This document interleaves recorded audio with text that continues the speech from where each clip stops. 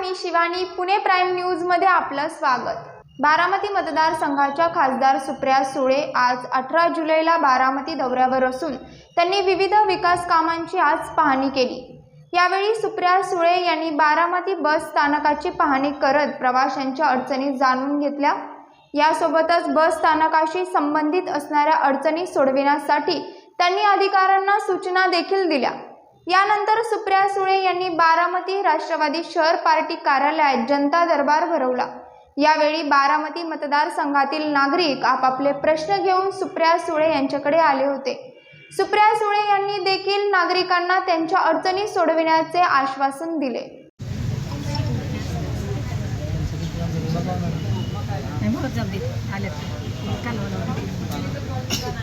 पाहत रहा Pune prime news. धन्यवाद।